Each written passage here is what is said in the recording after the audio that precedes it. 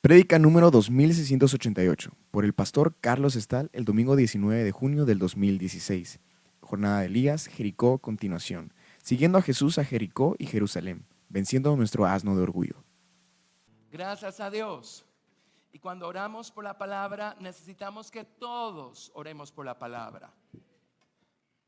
Y gracias por las 3 personas que van a orar por la palabra. Algunos, por supuesto, no todos. Amén. Pero algunos sí entienden lo que Dios nos da en este lugar. Pero todavía no son todos. ¿Qué pasó con sus amenes? Ahora queremos que sean todos. Y por eso es que oramos como oramos y alabamos como alabamos y reprendemos al enemigo como lo reprendemos. Si algo odia el diablo es esta palabra. Y ahorita podría detenerme y contarles todas las batallas que nos ha tocado librar en estos últimos meses. No podrían creerlo, créanme. Pero eso significa que estamos en el camino correcto. Amén. Si estamos alborotando el reino de las tinieblas, esa es buena seña. Amén. Gracias a Dios. ¿Sí? Hey, ¿qué pasó con ustedes? Bendigamos al Señor y démosle gloria. Demos gracias a Dios. Muy bien, para hacerle justicia a lo que les voy a enseñar hoy, yo necesitaría unas 3 horas. Así es que no puedo regresar y repasar con ustedes todas las semanas anteriores de enseñanzas. Espero que recuerden que hemos estado aprendiendo en este lugar, en estos días, porque es necesario seguir. Hoy necesito darles el cuadro grande, así es que no voy a detenerme mucho en los detalles de lo que vamos a leer. Necesitamos ver el cuadro grande o el cuadro general acá o el cuadro completo. Pero empezamos hablando acerca de la soberanía del Señor Jesucristo. Amén, representada por el arca o el trono o los querubines o el carro de fuego del Señor. Esa es la soberanía del Señor Jesucristo. Y en el Salmo 91 aprendimos a morar al abrigo del Altísimo y a habitar bajo la sombra del Omnipotente. Eso no es otra cosa más que estar bajo la soberanía o vivir bajo la soberanía de Cristo, dejando que Él sea el Señor, el soberano, el amo, el dueño de todo. Amén. Muy bien. Entonces partimos de allí. Les expliqué que Elías fue un individuo que fue llevado vivo al cielo por el carro o la carroza de fuego del Señor. Quiere decir que Elías vivía bajo la soberanía de Cristo, porque uno no va a cosechar su soberanía o su arca o su trono o su carro de fuego si uno no sembró la soberanía de Cristo en su vida antes. Aprendiendo a sujetarse, a someterse y a buscar el agrado de Dios y a buscar hacer su voluntad. Amén. Muy bien.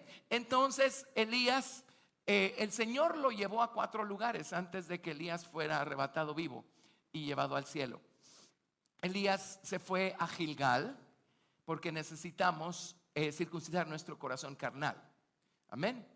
Elías se fue a Betel porque necesitamos aprender a pagarle nuestros votos de gratitud al Señor. Y Elías se fue a Jericó y en esas estamos. Y Elías también se fue al Jordán, pero el Jordán va a tener que esperar la convención de jóvenes. Amén. Entonces estamos estudiando Jericó. Jericó es el lugar donde los muros son derribados. Amén. Entonces me pareció que la manera más atinada de estudiar esto es seguir a Jesús en esa última jornada que hizo de Galilea a Jerusalén, cuando en esta ocasión pasó por Jericó. Pasó por Jericó para darnos una tremenda lección a nosotros. Hoy finalmente vamos a llegar a Jericó siguiendo al Señor Jesucristo en su caminar.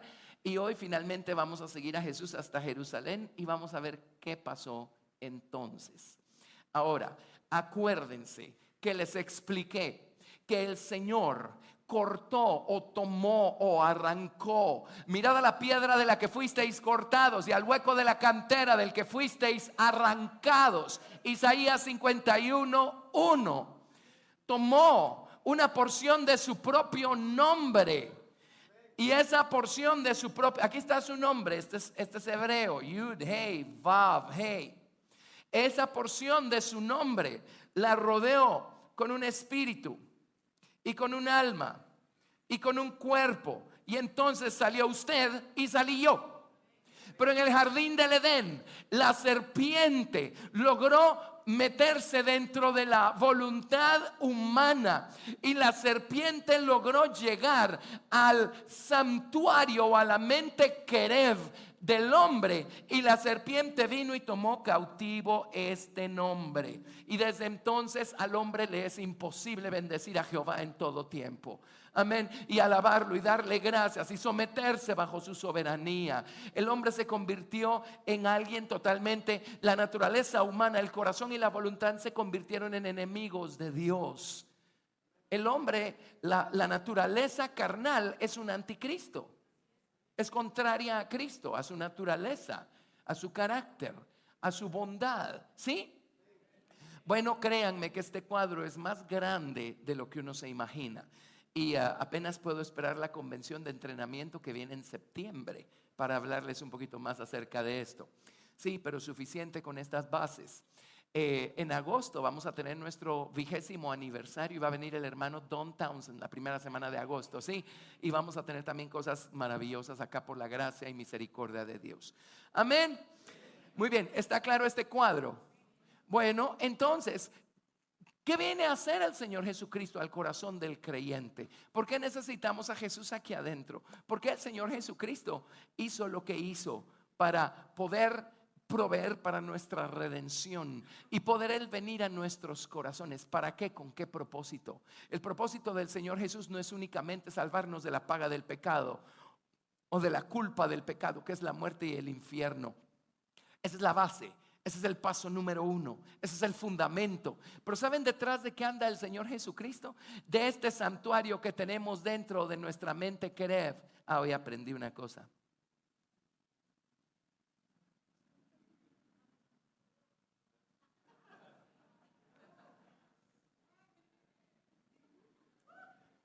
¡Tará!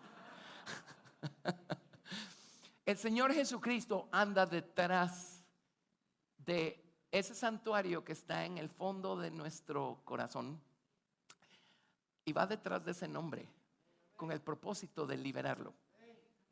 Y el libro de Lucas dice claramente, Jesús lo dijo, el reino de Dios está entre vosotros. Pero el Señor también enseñó, amén, que hay un hombre fuerte que es el que guarda su palacio, y mientras el hombre fuerte está guardando su palacio, en paz está todo lo que posee. Dice, hasta que viene otro más fuerte que él. Amén. Hasta que viene otro más fuerte que él. Sí, y lo derriba, lo destruye, lo derrota, lo vence y saquea todo aquello que se robó el hombre fuerte. Amén. Así es que el Señor Jesucristo quiere liberar ese nombre en nosotros. Alguien dirá, yo creí que Jesús ya era libre en mí. Bueno, el nombre del Señor está libre en las alturas, porque cada vez que nos suben el sueldo, cada vez que nos va bonito, que alguien habla bien de nosotros, cada vez que nos ascienden en el trabajo, bendecimos al Señor. Eso hasta los impíos lo hacen. Gracias a Dios me subieron el sueldo. Y no conocen a Dios. ¿Cierto o no? Ajá. Pero vayámonos al fondo del abismo.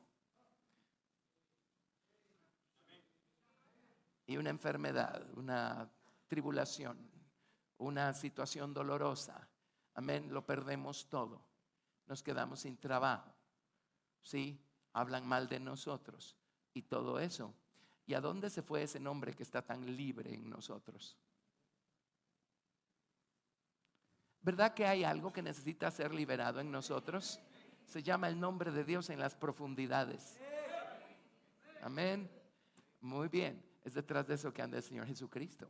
Pero les expliqué cómo, cuando esto ocurrió, vino, se sentó, no le voy a poner amarillo, pero ese color es el color de la gloria de Dios. Gris. Vino el yo y se sentó en el trono. El ego.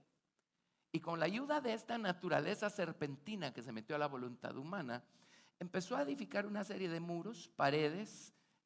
Los psicólogos modernos le llaman mecanismos de defensa. Bueno, yo les llamo muros de orgullo, porque esos son Así es que no importa cuán justificados estén sus mecanismos de defensa, son muros de orgullo y el Señor anda detrás de ellos y el Señor quiere derribarlos. Amén. Y el Señor va derribando poco a poco nuestros muros de orgullo, poco a poco, amén, hasta llegar al trono, hasta llegar al santuario y poder liberar allí el nombre del Señor que fue tomado cautivo, para que finalmente seamos capaces de dar gracias a Dios en todo y bendecir a Jehová en todo tiempo, y que su alabanza esté de continuo en mi boca. Amén. Bueno, ¿qué es Jericó? Es el lugar a donde vamos para que estos muros de orgullo sean derribados. Muros de orgullo.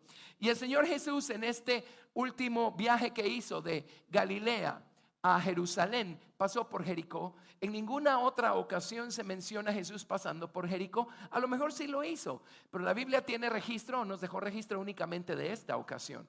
Y desde que salió de Galilea y se dirigió a Jericó, empezamos a ver cómo el Señor fue lidiando con un montón de muros de orgullo que se iban haciendo manifiestos cuando la gente venía con preguntas o con cosas, y el Señor Jesucristo dejaba brillar su luz y ponía la lámpara sobre un nuevo muro de orgullo. ¿Sí?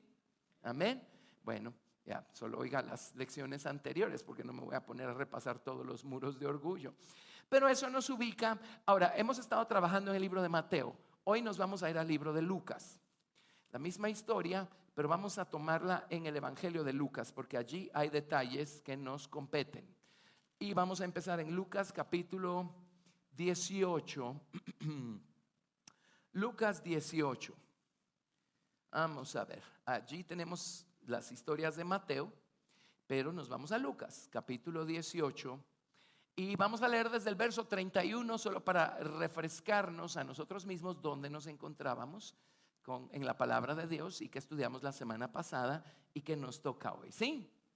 Muy bien, entonces estamos en Lucas capítulo 18, verso 31. Déjenme recordarles otro gran principio, y es que el ser humano es un universo en miniatura. ¿Qué estoy tratando de decir con eso? Todo lo que vemos a Dios hacer allá afuera es lo mismo que Dios hace aquí adentro. Son los mismos principios, los mismos patrones. En el Antiguo Testamento fue edificado un tabernáculo allá afuera, porque Dios quiere edificar un tabernáculo aquí adentro. En el Antiguo Testamento la gloria de Dios llenó el santuario del templo allá afuera, porque Dios quiere llenar con su gloria este santuario de este templo aquí adentro. Amén. En la antigüedad el pueblo de Israel literalmente emprendió un viaje de Egipto hasta la tierra de Canaán, para que nosotros espiritualmente y aquí adentro emprendamos una jornada espiritual, desde empezar con 0 nuestro hombre espiritual hasta llevarlo a 100 nuestro hombre espiritual. Amén. En nosotros. ¿Sí? ¿Me siguen?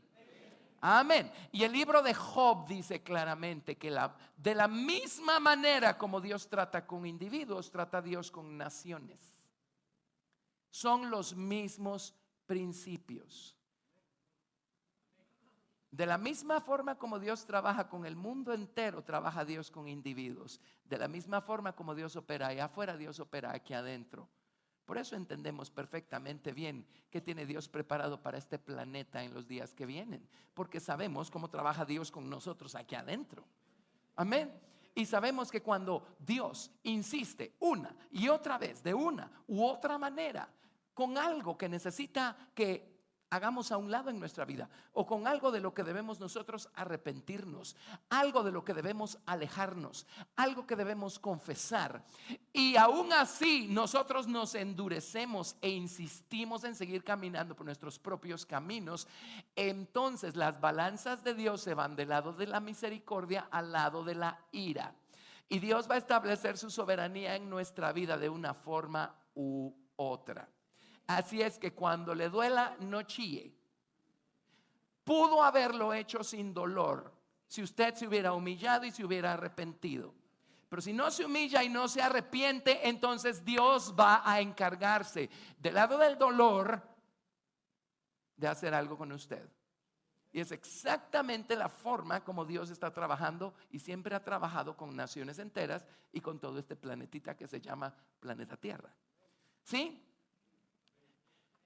Bueno, Muy bien. Lucas 18, verso 31. Solo para retomar nuestra historia.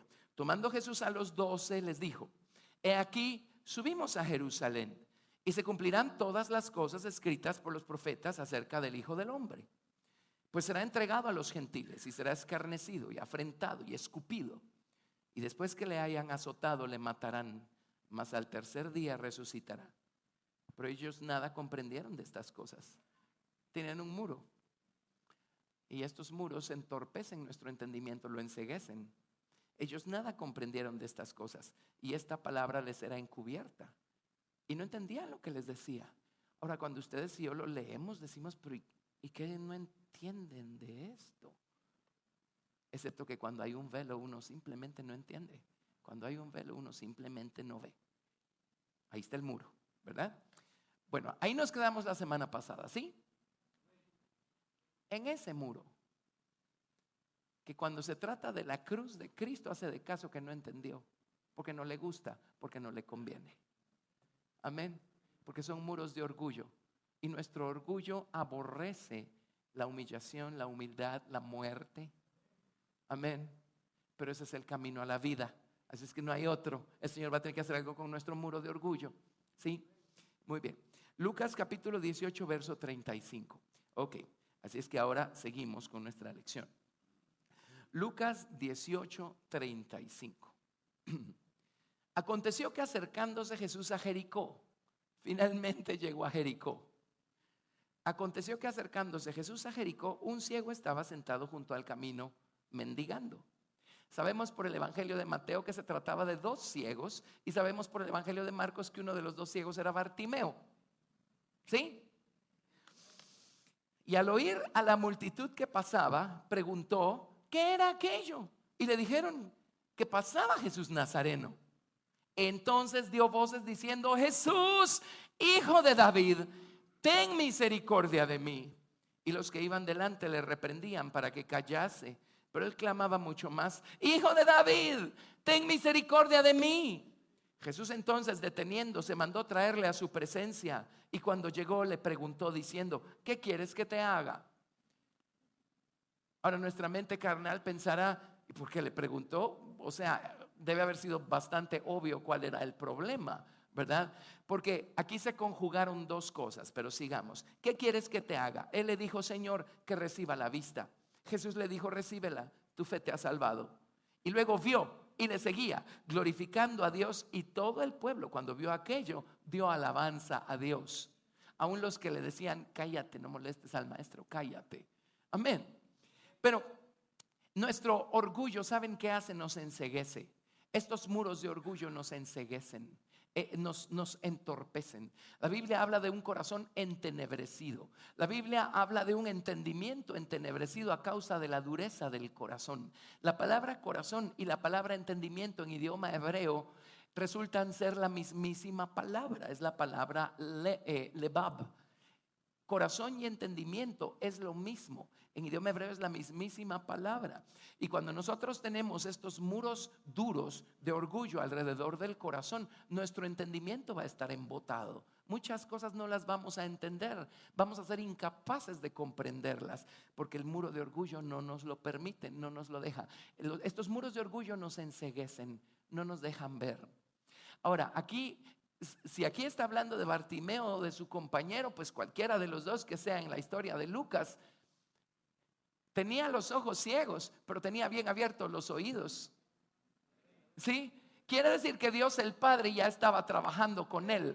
Porque Jesús dijo: ninguno puede venir a mí si el Padre que me envió no le atrajere. Amén. Así es que él tenía bien abiertos sus oídos y solo escuchó que Jesús iba pasando por allí y empezó a gritar: Jesús, hijo de David, ten misericordia de mí. Lo primero que el Señor quiere escuchar cuando nosotros queremos ser libres de nuestros muros de orgullo es un clamor que pruebe que efectivamente queremos ser libres de nuestros muros de orgullo.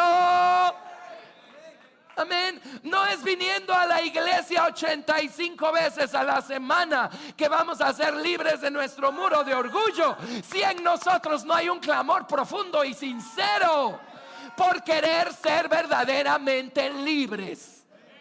Amén.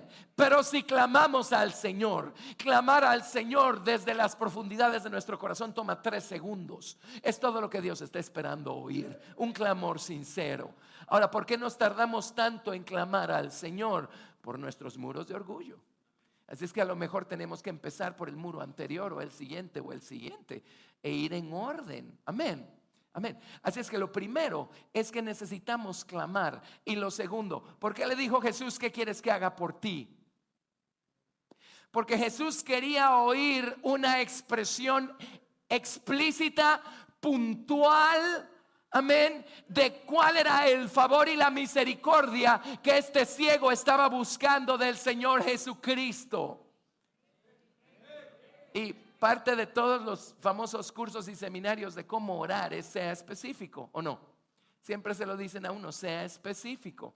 ¿Se acuerdan cuando aplicaban la sangre de las consagraciones de una de las ofrendas de paces sobre los sacerdotes? ¿Se acuerdan cómo se aplicaba esa sangre? Se aplicaba sobre el lóbulo de la oreja derecha, se aplicaba sobre el pulgar de la mano derecha y se aplicaba sobre el pulgar del pie derecho. Una vez alguien me reprendió y me dijo, el del pie no se llama pulgar, se llama dedo gordo. Y yo le dije, hermano, la Biblia dice pulgar, así es que yo le voy a decir como dice la Biblia. ¿Qué importa cuál sea el término técnico científico en latín del dedo? Amén. Es el pulgar del pie derecho. Entre otras cosas, ¿cuál es el principio? Dios quiere aplicar su sangre en el punto preciso en donde su sangre necesita ser aplicada. Así es que cuando confesemos nuestra culpa, Señor, perdóname. Ajá, ¿de qué? ¿De qué? De que hasta que usted no lo confiese y lo diga con su boca, la sangre no va a llegar a esa área de su vida. Amén. Igualmente la sanidad, Señor, sáname. Ajá, ¿de qué? Confiéselo. De esta ira, de esta envidia, de esta lujuria, de estos celos, de estos pleitos, de esta insensatez. Dígaselo. Y le prometo que ese muro va a caer. Ese muro va a caer. Ese muro va a caer. Amén. ¿Acaso no sonaron bocinas cuando tomaron Jericó? ¿Qué son esas bocinas? Sino un clamor explícito y puntual.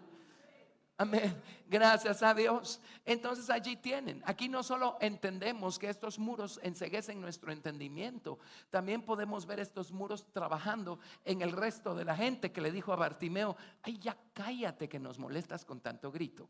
Pues no es a ellos a quienes estaba gritando, les es al Señor Jesucristo a quien le estaba gritando. ¿Sí? Y eso es algo que hemos, por la gracia y misericordia de Dios, podido edificar en este lugar. Si usted viene con un corazón sincero y usted viene desesperado buscando una respuesta del Señor Jesucristo, sepa que llegó a un lugar en donde puede gritar todo lo que pueda y todo lo que quiera. Nadie le va a decir que se calle. ¿Sabe por qué? Porque aquí se juntó con otros que están igual que usted. Todos necesitamos clamar. Todos necesitamos ser sanos. Amén. Pero créanme que hay lugares en donde si uno levanta la voz un poquito, le caen 3 o 4 personas y le dicen, van a asustar a Dios. No importa cuánto gritemos, nunca le vamos a ganar a Dios, cuya voz es como sonido de muchas aguas. Amén. Ok, así es que ahí tenemos nosotros a Bartimeo. Así es que podemos seguir. Lucas capítulo 19, verso 1. Y con la ayuda y misericordia de Dios vamos a hacer todo el capítulo. Así es que me van a tener que perdonar que no me pueda detener como quisiera en cada detalle, pero algo vamos a comentar. Habiendo entrado Jesús en Jericó, el lugar donde son derribados los muros, el lugar donde caen los muros, Jericó. Habiendo entrado Jesús en Jericó, iba pasando por la ciudad. Y sucedió que un varón llamado Zaqueo, que era jefe de los publicanos y rico, procuraba ver quién era Jesús, pero no podía a causa de la multitud, pues era pequeño de estatura, era chaparrito. Y corriendo delante subió a un árbol sicómoro. Ahora el sicómoro es una higuera silvestre. Y estas higueras silvestres son figura de humildad. Así es que Zaqueo fue lo suficientemente humilde como para decir: soy corto de estatura. Amén. Y adivinen qué, el que se humilla será exaltado. Y se subió a un sicómoro, a un árbol que representa la humildad, porque es un árbol de higos silvestres. Así es que subió a un árbol sicómoro para verle, porque había de pasar por allí. Cuando Jesús llegó a aquel lugar, mirando hacia arriba, le vio y le dijo: Zaqueo, date prisa, desciende, porque hoy es necesario que pose yo en tu casa. Y la palabra posar es la misma palabra que se utiliza para describir la nube de gloria que se posaba sobre el tabernáculo mosaico. Es la palabra shakán. Amén. Es necesario que pose, shakán. Es necesario que yo te convierta a ti en un tabernáculo para mi nombre, para mi gloria. ¿Sí? Gracias a Dios. Es necesario que pose yo en tu casa. Entonces él descendió a prisa y le recibió gozoso. Al ver esto, todos murmuraban. Esa es una pregunta que yo me hago. No importa qué pase, ¿por qué no podemos cerrar la boca? Siempre tenemos que tener una opinión. ¿Verdad que sí? Todos murmuraban, diciendo que había entrado a posar con un hombre pecador.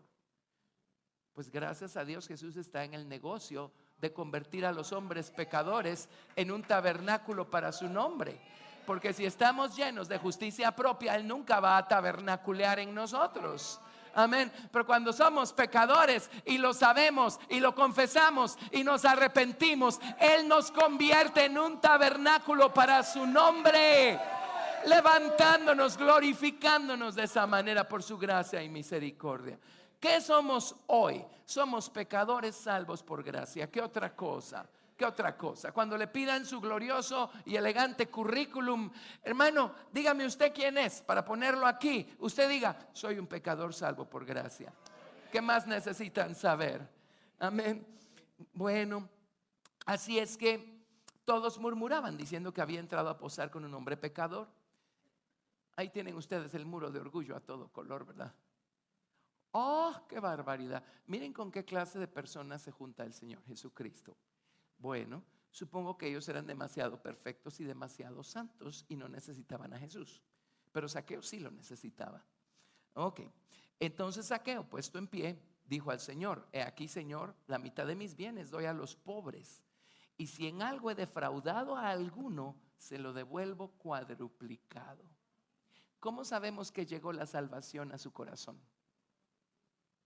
¿Cómo sabemos que una persona es salva? Asistir a una iglesia no salva. Tener la dirección de correo electrónico del pastor no salva. ¿Qué salva? La sangre preciosa del Señor Jesucristo, cuando confesamos nuestros pecados y le pedimos que venga y nos redima con su preciosa sangre. Amén. ¿Cómo sabemos que ya somos salvos? ¿Cómo lo sabemos? El día de nuestra salvación algo pasa. Llega algo que antes no estaba allí. Entonces, ¿eso qué produce? Cambios. Amén. Miren los cambios que se produjeron en Zaqueo. ¿Y cuánto tiempo le tomó para decir lo que dijo? Era principal entre los publicanos, lo que significa que se imaginan la clase de negocios que hacía. Sí. Y la manera como probablemente se aprovechaba de su posición para enriquecerse. Pero llegó Jesús al corazón y lo primero que dijo es: si le he robado a alguien o si he defraudado a alguien, estoy dispuesto a devolverlo cuadruplicado. Amén. Esa es la evidencia de la salvación, cambios por fuera. La evidencia de la salvación no es que de repente se le despierten las ganas de ir a la iglesia. La evidencia de la salvación es que se empiezan a ver cambios por fuera. cambios por fuera. Amén. Jesús le dijo: hoy ha venido la salvación a esta casa, por cuanto él también es hijo de Abraham, porque el Hijo de Dios vino a buscar y a salvar lo que se había perdido. Si se acuerdan de Juan capítulo 10, Zaqueo resultó ser del rebaño del Señor Jesucristo. Cuando Jesús en Juan capítulo 10 dice, yo soy el buen pastor, y dice, yo soy la puerta de las ovejas. Y dice, las ovejas que son mías oyen mi voz y reconocen la voz del pastor.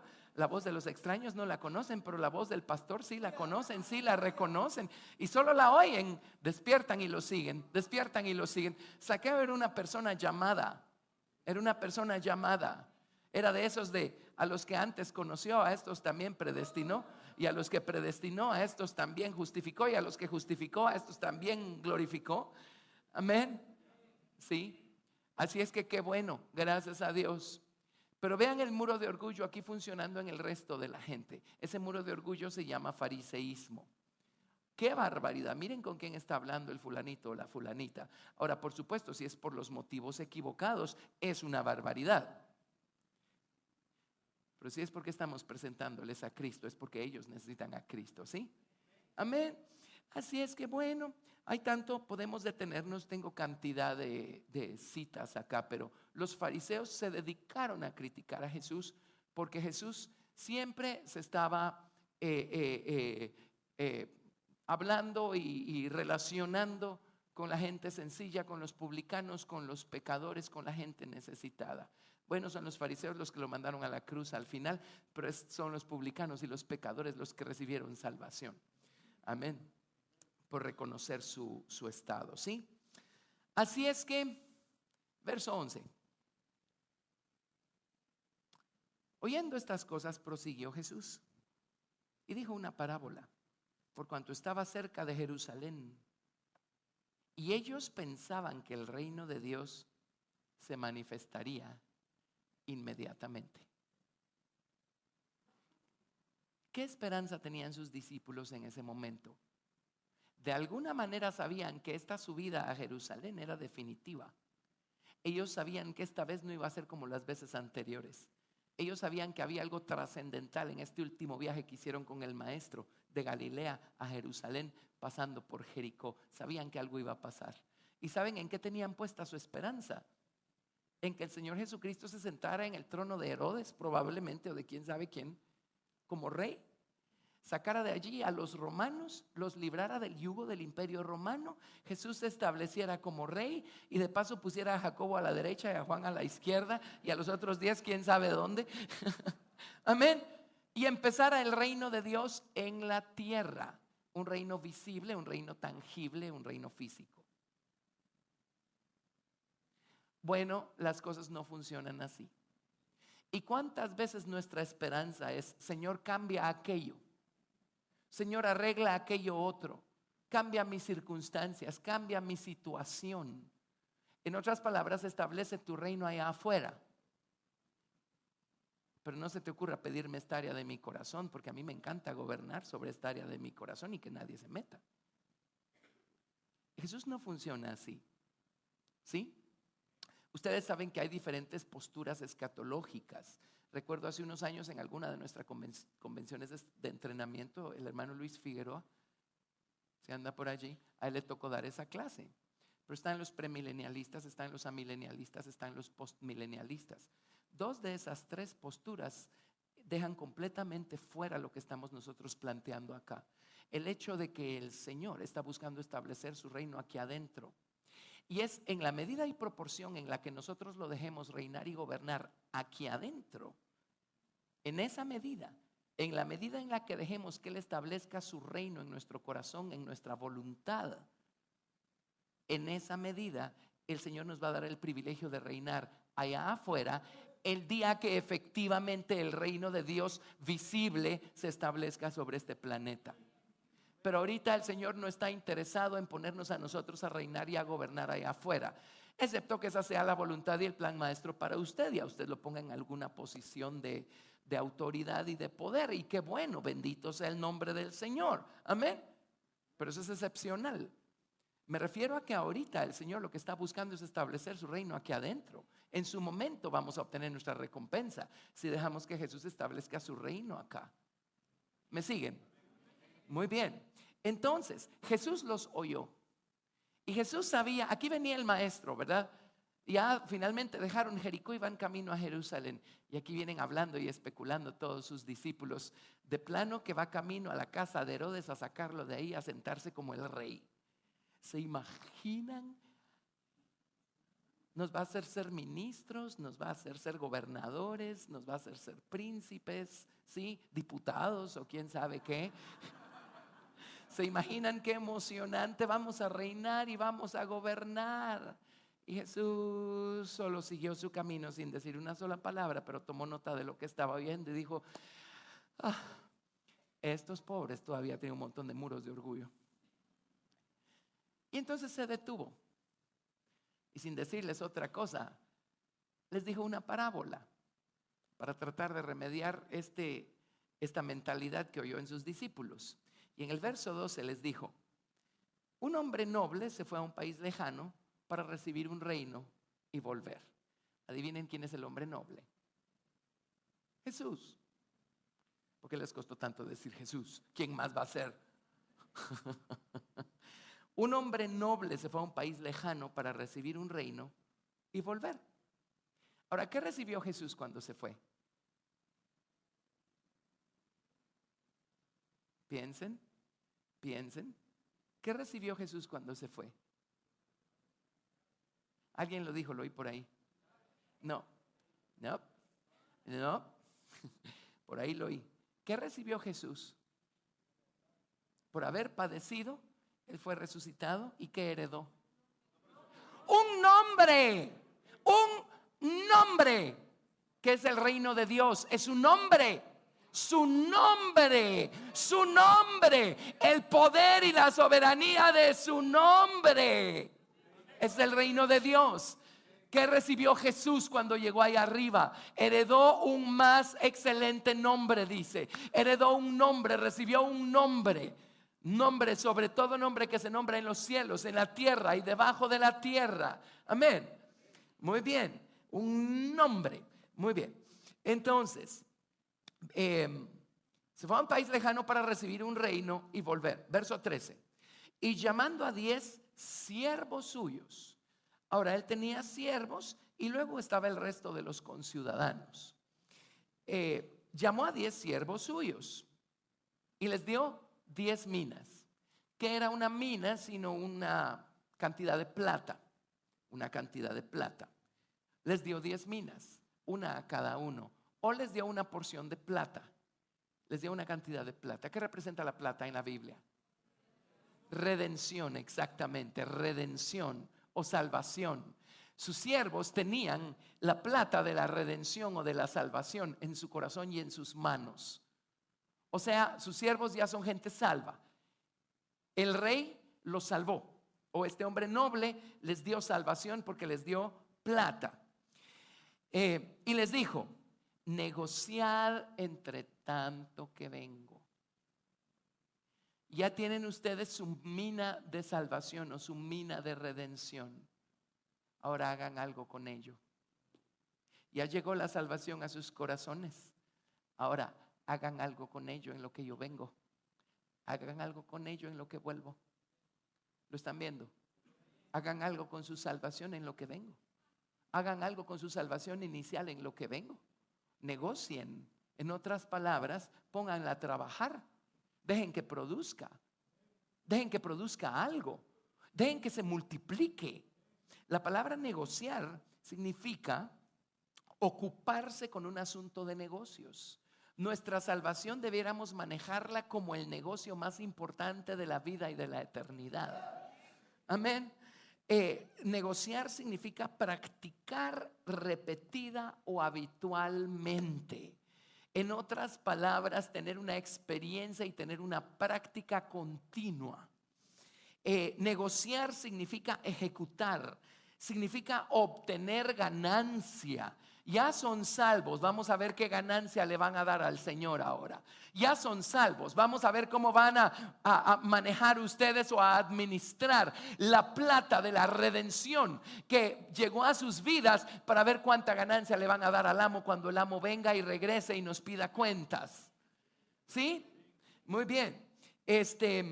Negociar significa palpitar, significa jadear. ¿Cuándo palpita el corazón y cuándo jadeamos?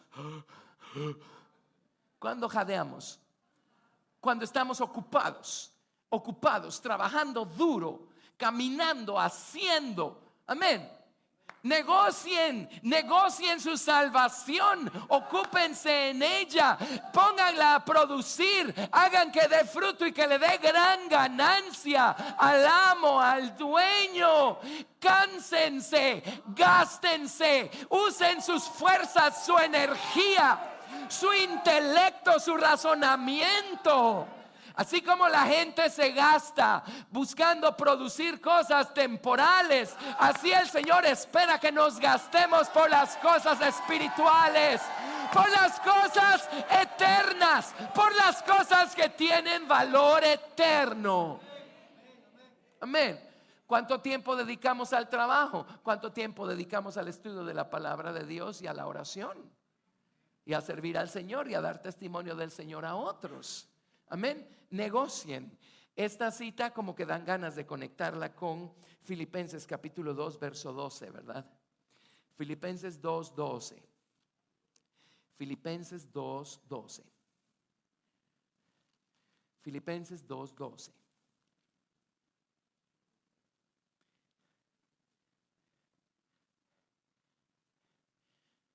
No es la misma palabra en el diccionario griego o hebreo, pero es el mismo principio. Filipenses 2:12. Por tanto, amados míos, como siempre habéis obedecido, no como en mi presencia solamente, sino mucho más ahora en mi ausencia. Ocupaos en vuestra salvación con temor y temblor. Ya tienen una mina de plata en sus manos y en su corazón. ¿Qué van a hacer con ella? ¿Qué van a hacer con ella? Pues que había que hacer algo con ella, más que recibirla. Ponerla a producir para darle ganancia al amo cuando regrese a pedirnos cuentas. Amén. Ocupaos en vuestra salvación con temor y temblor,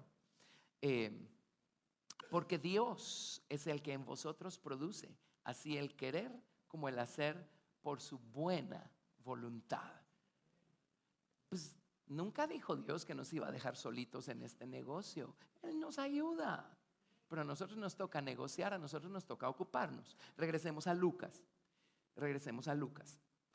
Así es que sigamos. Verso 13, llamando a 10 siervos, Lucas 19:13, llamando a 10 siervos suyos, les dio 10 minas de plata y les dijo: negociad entre tanto que vengo. Y el Señor viene pronto a que le rindamos cuentas. Así es que ya no queda mucho tiempo para hacer buenos negocios espirituales y eternos. Dice: pero sus conciudadanos le aborrecían y enviaron tras él una embajada diciendo: no queremos que este reine sobre nosotros. Todo el tiempo está hablando de soberanía y siempre está este montón de gente que dice: no queremos que Él sea nuestro Señor, nuestro amo y nuestro soberano. Queremos seguir siendo nuestros propios señores. Queremos seguir viviendo nuestra propia vida como se nos venga en gana. Queremos seguir haciendo nuestra propia voluntad. No lo queremos a Él por Señor. Y muchos cristianos dicen: Jesús es mi Señor, pero que no se meta en esta área de mi vida, ¿verdad? Verso 15. Aconteció que vuelto Él después de recibir el reino, mandó llamar ante él a aquellos siervos a los cuales había dado el dinero o la plata, para saber qué habían negociado cada uno, a ver qué habían ganado. Vino el primero diciendo: Señor, tu mina ganó 10 minas. El Señor lo salvó y él se ocupó en su salvación de tal manera que obtuvo los 10 mandamientos escritos en las tablas del corazón y fue perfeccionado en su desarrollo moral. Amén. Tuvo los primeros 5 que se resumen en amarás al Señor tu Dios con todo tu corazón, y tuvo los otros 5 que se resumen en amarás a tu prójimo como a ti mismo. Él negoció su salvación de tal manera que empezó a dejar que Dios escribiera su ley moral en el corazón. Y Dios pudo escribir los 10 mandamientos en el corazón. Tu mina ha ganado 10 minas. Él le dijo, verso 17, está bien, buen siervo, por cuanto en lo poco has sido fiel, tendrás autoridad sobre 10 ciudades.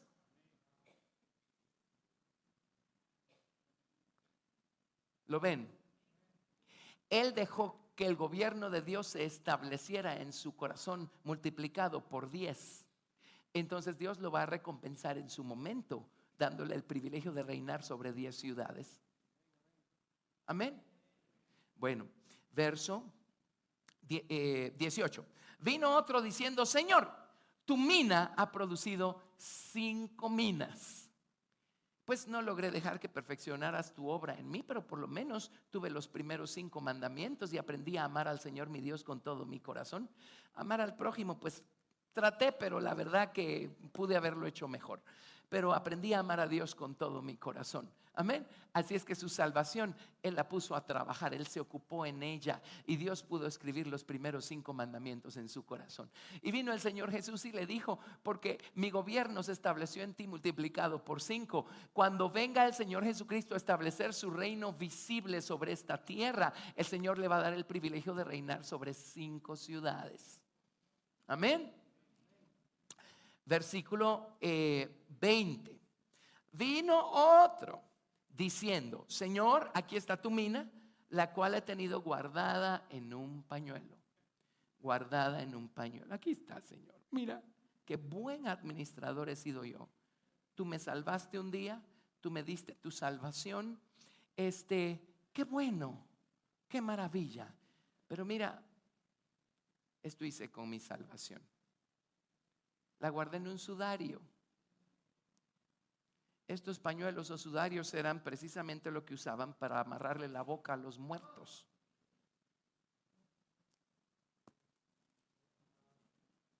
En otras palabras, esta cosa está tan muerta que mejor la meto en un sudario y espero a que el Señor venga y se la devuelvo cuando venga. Y no negoció, no se ocupó, no la puso a trabajar, no le dio ninguna ganancia al Señor. No le dio ninguna ganancia al Señor. Ahora esto es el resto de los creyentes. No le dieron ninguna ganancia al Señor. Amén. ¿Lo están viendo? Ajá, sí. Entonces, Señor, aquí está tu mina, la cual he tenido guardada en un pañuelo, porque tuve miedo de ti, por cuanto eres hombre severo, que tomas lo que no pusiste y ciegas lo que no sembraste. O sea, tú tienes la culpa de que yo no hice nada con mi mina, porque la verdad por ahí he oído que tú eres re injusto y que tú eres intransigente e irracional. Así es que pues, aquí está pues, cuentas saldadas, aquí está tu mina. Tuve miedo. ¿A qué le suena eso o a quién? Adán. Cuando la serpiente entró al corazón, lo que hizo fue deformar la imagen correcta que el hombre tenía de Dios y puso en el hombre una imagen deforme de lo que Dios es. Y eso es lo que tenía este hombre. Tuvo una mina, pero nunca se le corrigió la imagen torcida que tenía de Dios. Para él Dios probablemente siempre siguió siendo Santa Claus o algo así, o un monstruo o algo así. ¿Verdad que es cierto? Pasa mucho. Sí. Entonces tuve miedo y lo empezó a acusar de injusto, ¿verdad? Entonces él le dijo, mal siervo, por tu propia boca te juzgo. ¿Sabías que yo era hombre severo, que tomo lo que no puse y que ciego lo que no sembré? Ahora no es porque Dios sea así, es porque está repitiendo sus palabras. Le dijo, bueno, por lo menos por miedo, ¿le hubieras dado un poquito de ganancia al Señor? Amén. Verso 23, ¿por qué pues no pusiste mi dinero en el banco para que al volver yo lo hubiera recibido con los intereses? No hubo ninguna ganancia, ni siquiera la mínima. Y dijo a los que estaban presentes, quitadle la mina y dadla al que tiene las 10 minas. Se quedó sin plata de redención. Ellos le dijeron: Señor, ¿tiene 10 minas? Pues yo os digo que a todo el que tiene se le dará, mas al que no tiene, aún lo que tiene se le quitará. Porque el que no tiene nunca hace nada con lo que tiene, y el que sí tiene, solo denle un poquito más de tiempo o denle una nueva oportunidad y van a verlo dejando que su redención produzca fruto y le produzca ganancia al Señor. La redención en aquellos que producen, negocian, se ocupan en su salvación, les gana más de la estatura de Cristo, más de la naturaleza de Cristo. Solo denles la oportunidad, solo denles el tiempo y ven cómo negocian su salvación. Amén. Bueno, verso 26: pues yo os digo que a todo el que tiene se le dará, más al que no tiene, aún lo que tiene se le quitará. También aquellos mis enemigos que no querían que yo reinase sobre ellos, estos son los conciudadanos, ¿se acuerdan? Traedlos acá. Y pues si no van a perder su soberanía carnal de una manera, la van a tener que perder de otra. Decapítenlos, dice. Decapítenlos. Amén. Amén. ¿Por qué creen que los cristianos que se van a quedar a pasar la gran tribulación van a morir decapitados? ¿Qué entonces es lo que hace que se queden? ¿Nunca quisieron perder su cabezota? Siempre quisieron ser los señores soberanos de su vida, de todo. Es que yo hago lo que yo quiero y a mí nadie me dice lo que tengo que hacer. Amén. 3 amenes. Pues sigue siendo cierto. Ok. Bueno, ahora, eso es lo que dijo cuando se dio cuenta que sus discípulos venían con la esperanza de que él estableciera el reino allá afuera. Pero aquí adentro no te metas, ¿verdad? ¿Está claro? Verso 28. Dicho esto, iba adelante, subiendo a Jerusalén. Cuando ustedes lean su Biblia, siempre cuando se trata de ir a Jerusalén, siempre dice subiendo a Jerusalén. Subiendo a Jerusalén. No es porque geográficamente Jerusalén quede más arriba. Si ustedes han tenido la oportunidad de ir a Jerusalén, el Monte de los Olivos está más alto.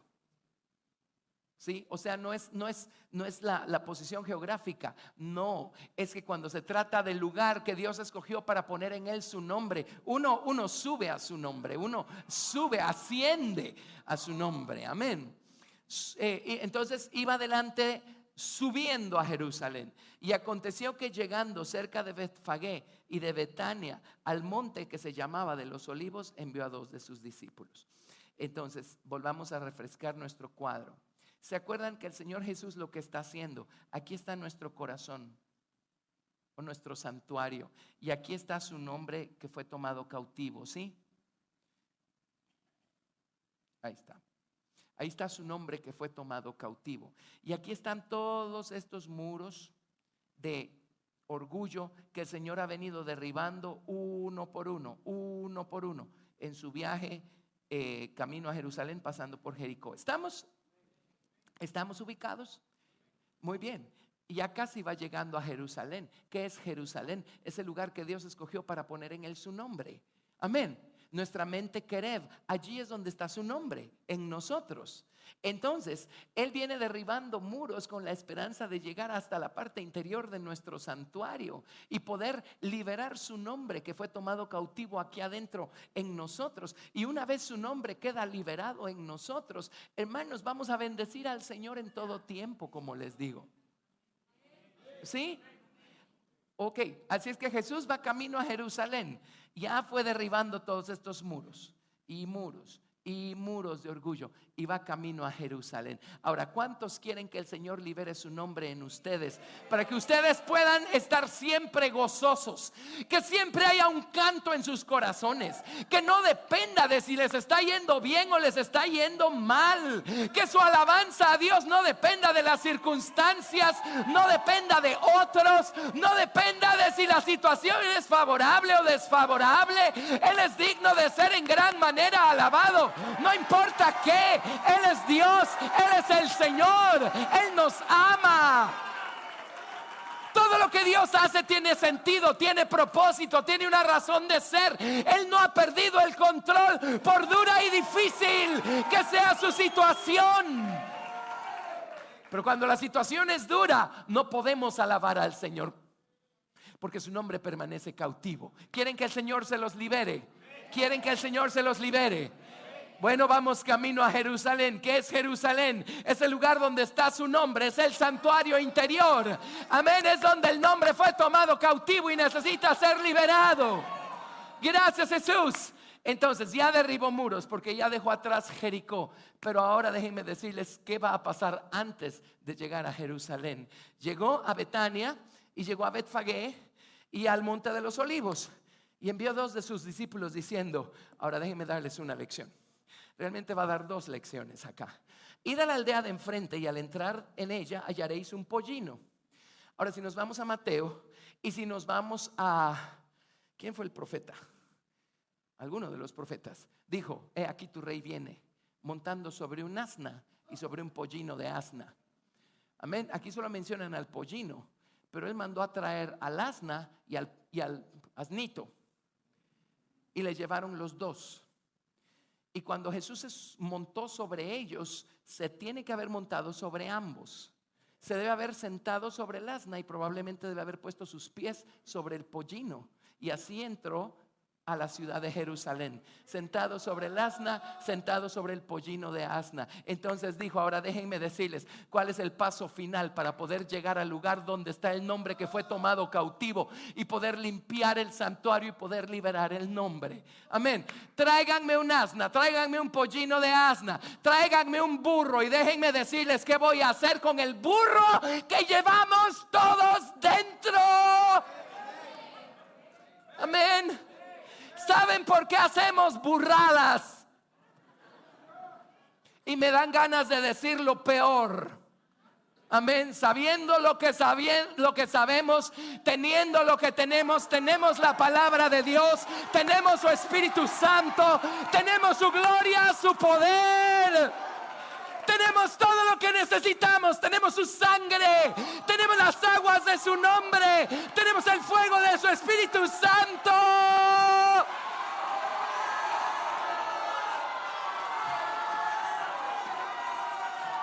Por el amor de Dios, ¿por qué seguimos haciendo burradas? Seguimos adulterando, seguimos fornicando, seguimos mintiendo, peleándonos, llenándonos de celos, de envidia, causando divisiones. Solo los burros hacen eso. Pero todos tenemos un burro adentro. Se llama nuestro viejo necio. Se llama el gran yo, el ego, el ego. Todavía estamos dejándonos gobernar por el viejo necio, por el ego. No le eche la culpa al vecino, no le eche la culpa al familiar, no le eche la culpa a la iglesia, no le eche la culpa a los pastores. Ya no sea necio. La culpa la tiene usted, que está dejándose gobernar por su viejo necio, el yo que está sentado en el trono. Amén. Ahora, si no les gusta oír la verdad, van a tener que irse a algún otro lado en donde les enseñen mentira.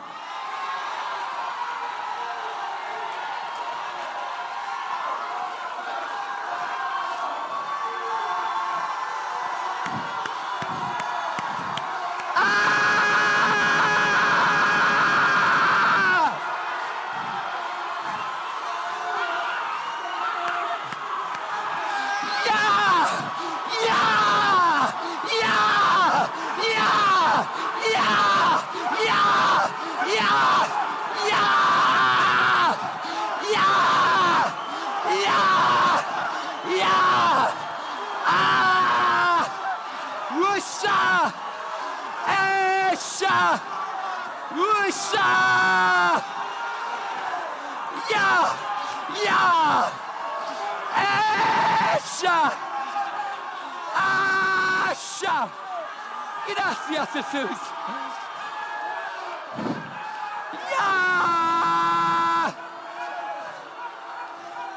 Gracias, Jesús. Gracias, Jesús. Gracias, Jesús. Ahora ese es el Espíritu de Dios dando testimonio. Hermanos, Jesús viene pronto. Jesús viene más pronto de lo que nos imaginamos. Y vamos a seguir dejándonos gobernar por nuestra carne, por nuestra insensatez. Amén. Y provocando siempre problemas y conmoción a donde quiera que vayamos, porque le echamos la culpa a todo el mundo y no podemos ver hacia adentro que el problema lo llevamos dentro. Tenemos la oportunidad de perder nuestra cabeza carnal aquí y ahora. Pero créanme que si no lo hacemos, vamos a perderla para la gran tribulación. Amén. Demos gloria a Dios, demos gloria a Dios. ¡Ey! ¡Ah!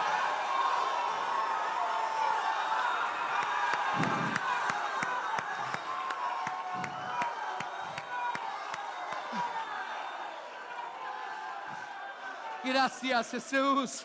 Gracias, Jesús. Amén. Amén. Sentémonos y déjenme describirles a un burro. No les voy a dar todas las citas, ya no tengo todo el tiempo del mundo. ¿O quieren que sí se las dé? Si me dan unos minutos se las doy. Ok, gracias, Jesús. Empecemos en el Salmo 32:9. Salmo 32:9. Bueno, ustedes me dieron el tiempo. Salmo 32, verso 9. ¿Qué personifica el burro o el asno? ¿Qué personifica? Y Jesús primero derribó todos estos muros para entonces poder ser Señor de nuestra insensatez. Y hasta que Él se siente sobre nuestra insensatez y lo dejemos a Él cabalgar y ser Señor, enseñorearse, poseer y sojuzgar nuestra insensatez, entonces Él va a poder entrar al santuario y liberar el nombre del Señor que fue tomado cautivo en nosotros. Amén. Gracias, Jesús. Salmo 32. Salmo 32, verso 9.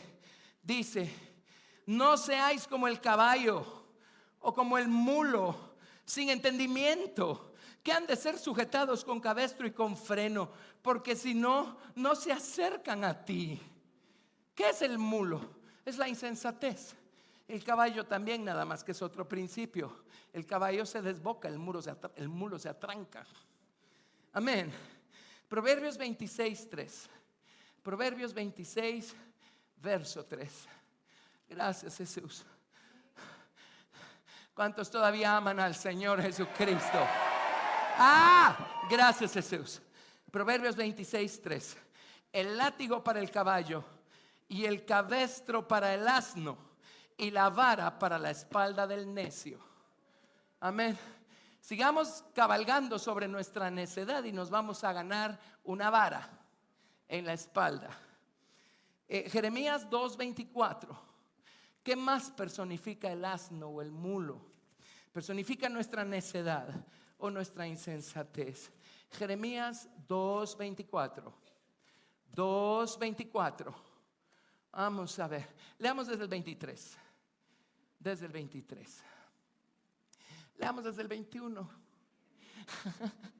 Jeremías 2:21. Te planté de vid escogida, simiente verdadera toda ella. ¿Cómo pues te me has vuelto sarmiento de vida extraña? Aunque te laves con lejía y amontones jabón sobre ti, la mancha de tu pecado permanecerá aún delante de mí, dice Jehová el Señor. ¿Cómo puedes decir, no soy inmunda, nunca anduve tras los Baales? Mira tu proceder en el valle, conoce lo que has hecho, dromedaria ligera que tuerce su camino. Es otra historia, ahí le dijo camello. Verso 24. Asna montés, acostumbrada al desierto, que en su ardor olfatea el viento. De su lujuria, ¿quién la detendrá? Todos los que la buscaren no se fatigarán, porque en el tiempo de su celo la hallarán. ¿Qué más personifica el asno? La lujuria. La lujuria. Andar en fornicación, andar en adulterio. Ese es el asno. ¿Por qué fornica la gente? Pues porque está de moda y todo el mundo lo hace. No, porque son asnos.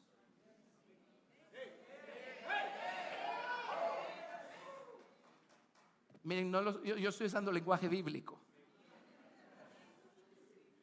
Yo solo estoy diciéndolo como lo dice la Biblia.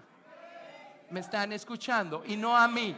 Están escuchando la palabra del Señor. Amén. La Biblia dice: es tiempo que el juicio empiece en la casa de Dios. Gracias, Jesús. Ezequiel 23:20. Ezequiel 23:20. Vamos a ver. Ezequiel 23, verso 20. Ezequiel 23:20. A ver, leamos desde el 19. Dice, está hablando de Israel, por supuesto, de Jerusalén y de Samaria. Dice: aún multiplicó sus fornicaciones, trayendo en memoria los días de su juventud, en los cuales había fornicado en la tierra de Egipto, y se enamoró de sus rufianes, cuya lujuria es como el ardor carnal de los asnos, y cuyo flujo como flujo de caballos.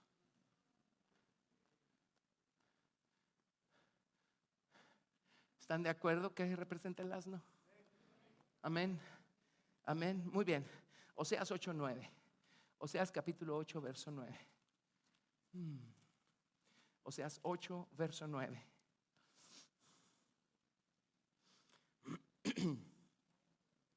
Oseas 8:9. ¿Qué más representa el asno? Acá en nuestra Biblia, Oseas 8:9 dice: porque ellos subieron a Asiria como asno montés para sí solo. Efraín con salario alquiló amantes. La Biblia King James dice: porque ellos subieron a Asiria como un asno montés solitario. ¿Saben qué hacen los asnos monteses? Se aíslan de todo el resto para buscar caminar en sus propios caminos. Se aíslan de todo lo demás porque insisten en caminar en sus propios caminos. Entonces, aunque nadie más vaya con ellos, se van solitos. Amén. Buscar la soledad, buscar el aislamiento, porque estamos empecinados en hacer nuestra voluntad. Amén. Oseas 8:9. Y uno más, en Génesis 49:14. Aquí describen a Isaacar. Acuérdense que eran los patriarcas de la nación de Israel, pero no eran unos ángeles necesariamente. Isaías 49 del 14 al 15.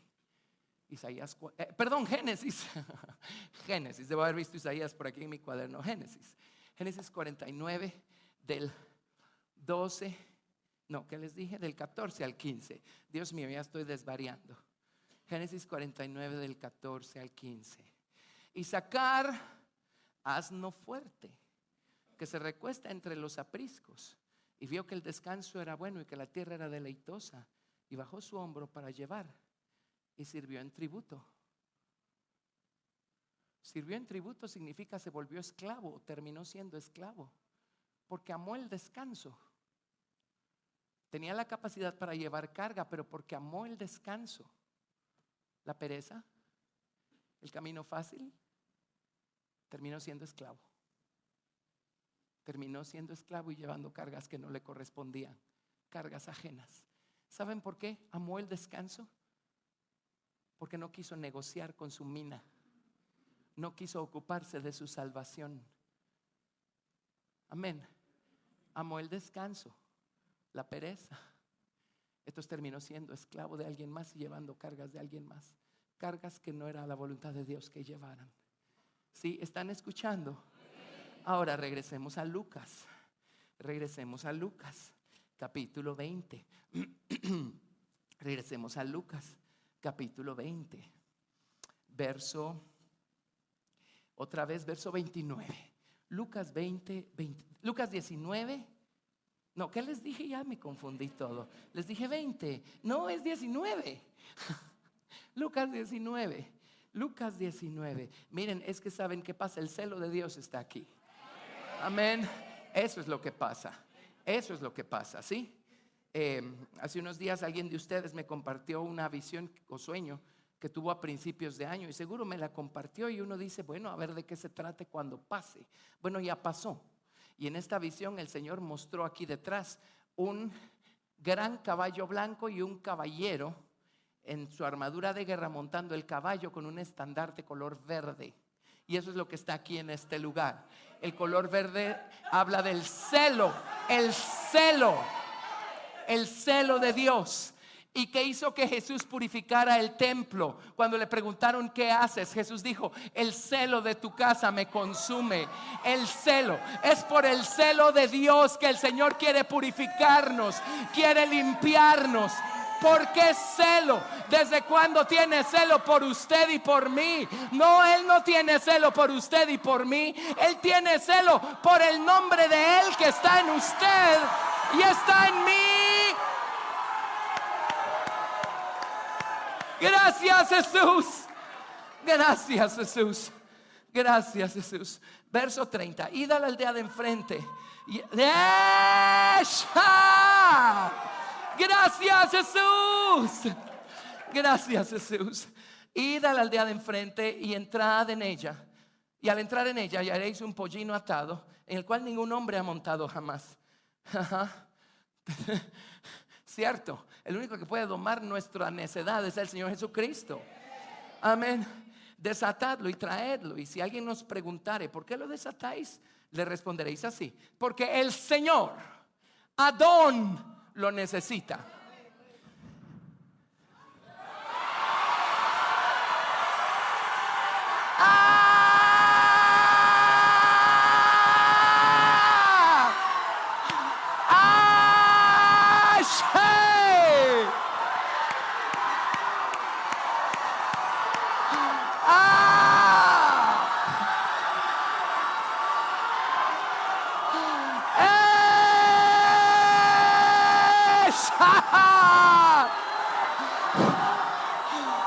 Gracias, Jesús. ¡Ey!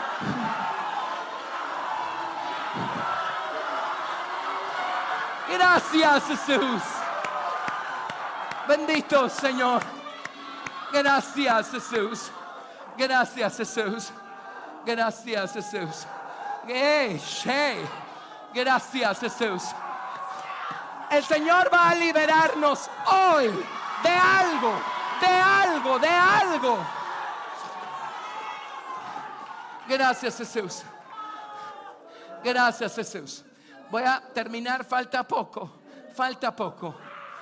El Señor lo necesita. Y lo trajeron a Jesús, y habiendo echado sus mantos sobre el pollino, subieron a Jesús encima. Y a su paso tendían sus mantos por el camino. Cuando llegaban ya cerca de la bajada del monte de los olivos, toda la multitud de los discípulos, gozándose, comenzó a alabar a Dios a grandes voces por todas las maravillas que habían visto, diciendo: bendito el Rey que viene en nombre del Señor, paz en el cielo y gloria en las alturas. Y en otros evangelios, ¿se acuerdan que decían Hosana? ¿Saben qué significa Hosana? Significa sálvanos, socórrenos, libértanos, danos la victoria. Pero él sabía que todo el tiempo estaban esperanzados en que él los liberara de los romanos, cuando el Señor lo que quiere es liberarnos de nuestra necedad, de nuestra insensatez. Amén. Entonces le dijeron a los fariseos, por supuesto, le dijeron: maestro, reprende a tus discípulos. Él respondiendo les dijo: os digo que si estos callaran, las piedras clamarían. Amén. Bueno, cuando llegó cerca de la ciudad, al verla, lloró sobre ella, diciendo: oh, si también tú conocieses, a lo menos en este tu día, lo que es para tu paz, mas ahora está encubierto de tus ojos. Porque vendrán días sobre ti cuando tus enemigos te rodearán con vallado y te sitiarán, y por todas partes te estrecharán y te derribarán a tierra y a tus hijos dentro de ti, y no dejarán en ti piedra sobre piedra, por cuanto no conociste el tiempo de tu visitación. Mismo principio: o dejamos que Él derribe nuestros muros aquí adentro del lado de la misericordia, o el Señor va a derribar nuestros muros del lado de la ira. Y pasó con la ciudad de Jerusalén. Amén. Y entrando en el templo, viajó desde Galilea pasó por Jericó y se fue a Jerusalén y se fue directo al templo. Se montó sobre un burro y se fue directo al templo, directo al lugar donde había sido tomado cautivo el nombre del Señor. ¿Y qué hizo cuando llegó al templo? Lo limpió, echó fuera los ladrones, los cambistas, la mugre, echó fuera todo lo que había en el templo y dijo: escrito está: mi casa, casa de oración será llamada, mas vosotros la habéis hecho cueva de ladrones. Hoy no, ya no, ¿para qué? No da ni tiempo. Les tengo que explicar qué clase de ladrones convierten en cueva el templo.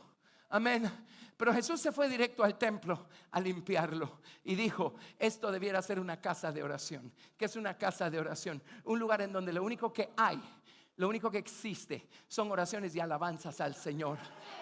Un nombre que está libre. Ya no hay ladrones, ya no hay cambistas, ya no hay pájaros, ya no hay gallinas, ya no hay mugre, ya no hay todo lo que habían metido al templo. Amén. Porque el Señor ya lo limpió, ya lo limpió. ¿Cuántos quieren que el Señor se monte sobre su insensatez, la sojuzgue, la gobierne y así se vaya directo al santuario más profundo de nuestro corazón y lo limpie, y de esa manera el nombre del Señor quede libre en nosotros para que lo adoremos, lo bendigamos, lo sirvamos, lo demos a conocer a otros? Amén. Voy a pedir a los músicos que pasen.